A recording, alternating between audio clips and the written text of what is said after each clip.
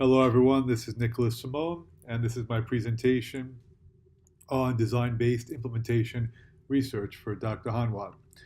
So to begin, there were two things in my life that I was making some loose connections to DBIR as I was doing the readings and watching the videos.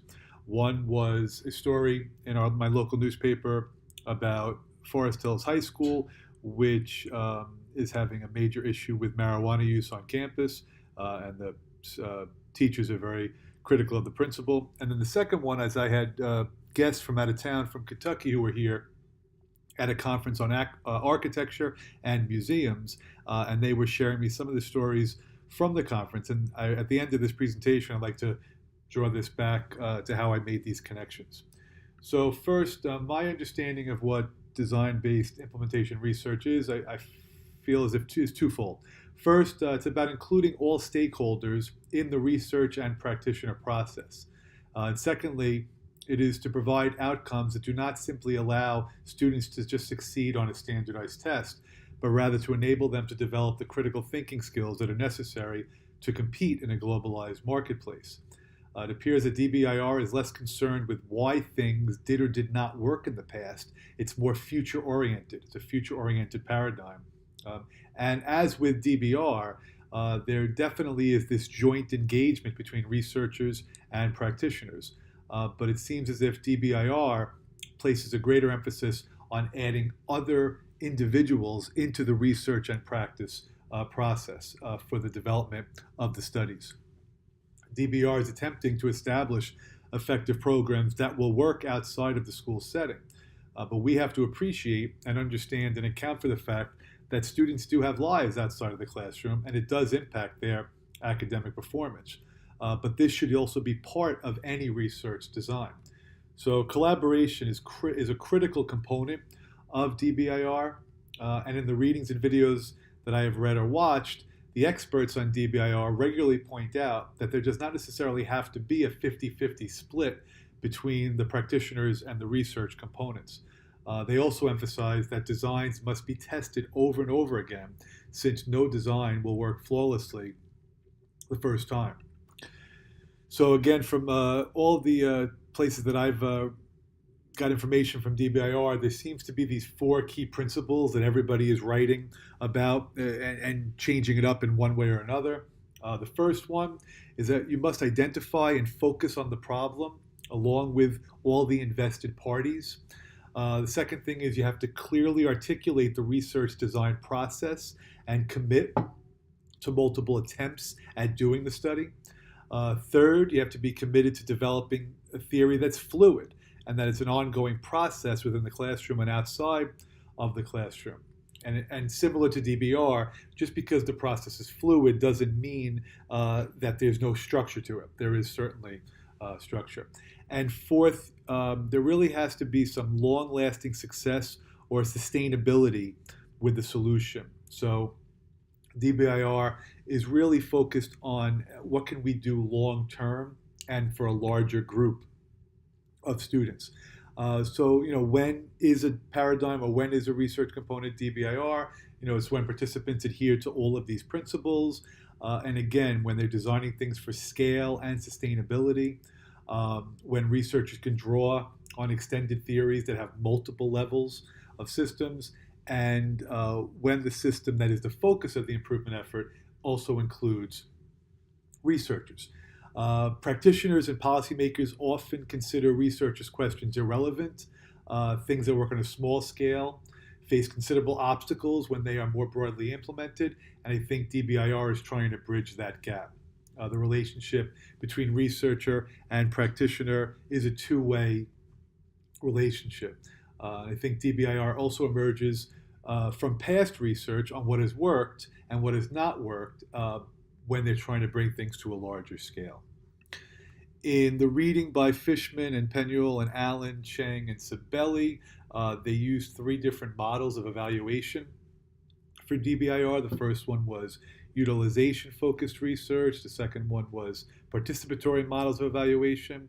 And the third was theory-driven evaluation.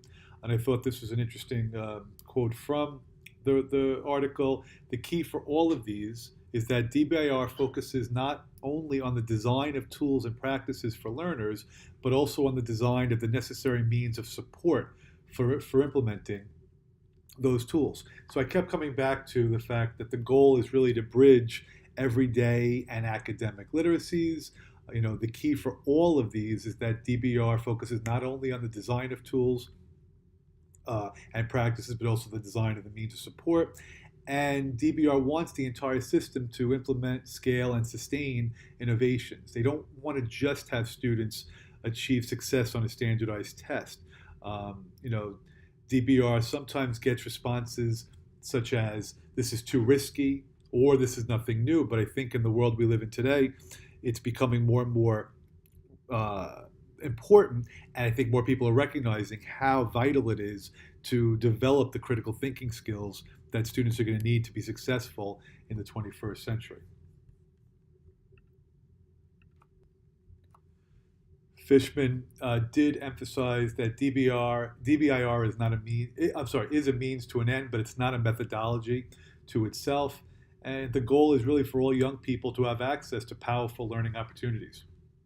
So, in coming up with the two case studies that I chose, the first one was a context-sensitive dialogic approach to interventions by Kirshner and Pullman at the University of Colorado at Boulder.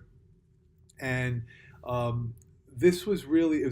found this very interesting and relevant to what I'm interested in. So I started with this quote: "The focus of the partnership is on preparing young people for new forms of civic engagement in 21st century America."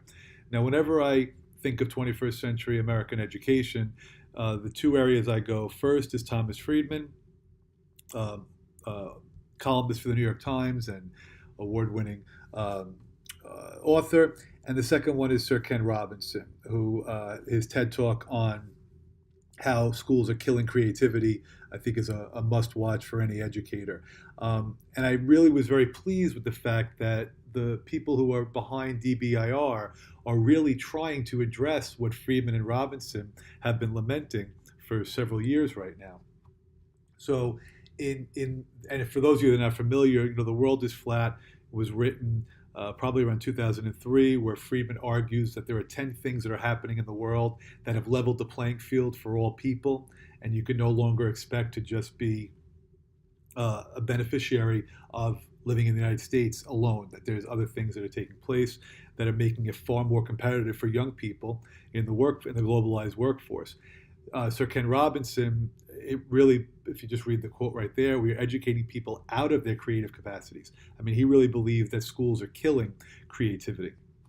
So in what I read for this case study, there was one component where it was students in a science class.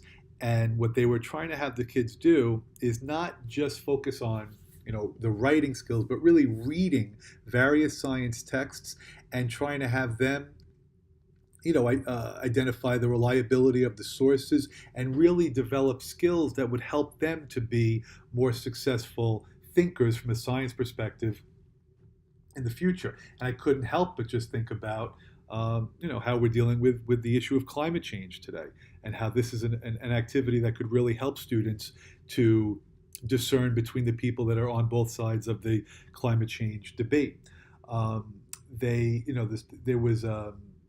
were aimed at developing these skills that kids could use 15 years from graduation. I thought that was so optimistic. A focus was extended to using, like I said, reading instead of just writing. They even talked about students reading out loud, which is not something you would do in a high school setting normally. But I think those of us who are practitioners realize that unfortunately students' reading skills are weakening. I can't account for why, but they don't have the same reading strength as they used to.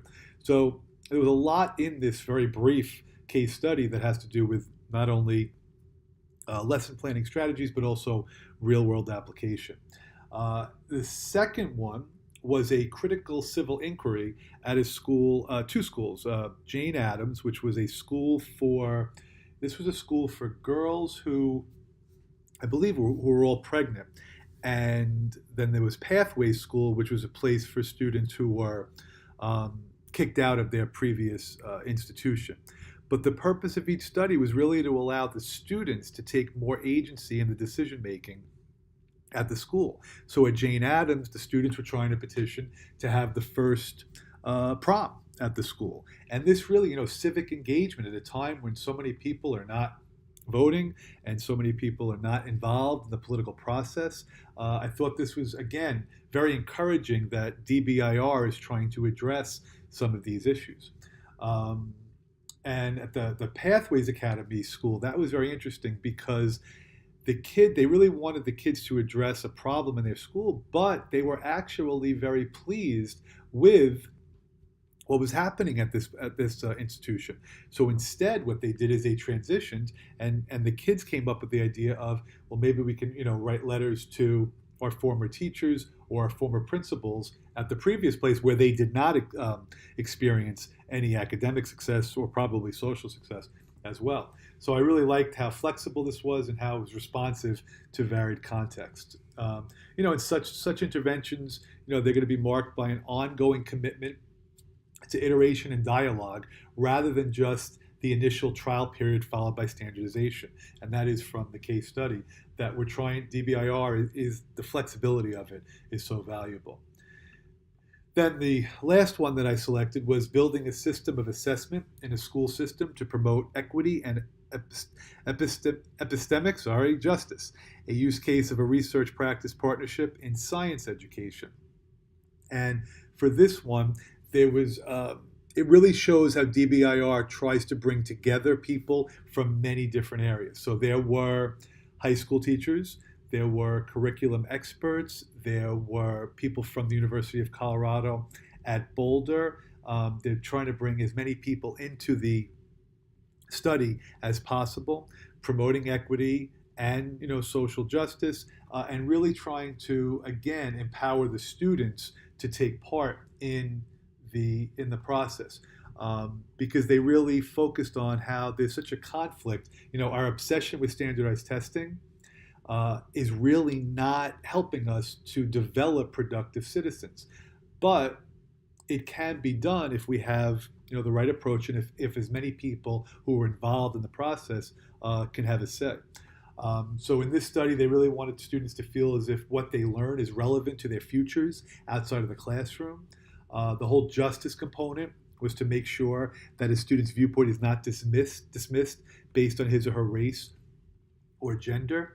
But the challenge is finding topics in this particular case, science, that are still compelling to students and fit into the learning standards and give them real world application. So one of the activities they used was a girl who was sick and she had been hospitalized and she had the antibiotics were not helping her infection. So the class worked both as individuals and in small groups, and they were to develop questions and brainstorm ideas. And I thought this was interesting because people kids can relate to somebody in their family being sick. Then what happened is there was a driving question board that the teachers used to try to see how much of it was connected to students' experiences. They also used exit tickets so teachers could help evaluate how well their lessons were, how they were succeeding, and if they were connecting it to the students' lives. So those were my two case studies. And then for the final slide, what's my understanding of the difference between DBR and DBIR? I will say at first, I didn't know if there was going to be a significant difference. What I'm encouraged by is that both are trying to bridge that gap. Both are trying to connect the research component and the practitioner component. Really, from what I've gotten, DBIR is more concerned with getting even additional people involved in the process. They want to include as many stakeholders as possible into the studies. I think they're both seeking increased educational performances, but DBIR really seems to be more involved with getting, like I said, additional people involved in the process. And I'm sure we will continue to learn more about this. So just back to my original, slide here. First, with the school at Forest Hills, this was a school that I student taught at 25 years ago, and it was one of the top schools in the city. And from what I've been reading this week, it's really not doing well at all. And I think this is like real life application of how we have to recognize that studies are wonderful, but then there's the reality of what's happening in a school, and the stories about what's happening at what was once a top educational institution should be alarming to many people because it means that there's something going wrong in that place. And then as far as my museum comment here, my friend who came back from the conference said, museums are really declining in, attendees, and people are not frequenting them as much as they used to. And they were trying to develop ways that museums can attract more people. And I think, again, this is something that's like a real life application where students could develop strategies for how to get more people to show up at a museum, and what can you do to attract more people to that arena. So that's my presentation, and thank you for listening, and I hope everybody has a nice day.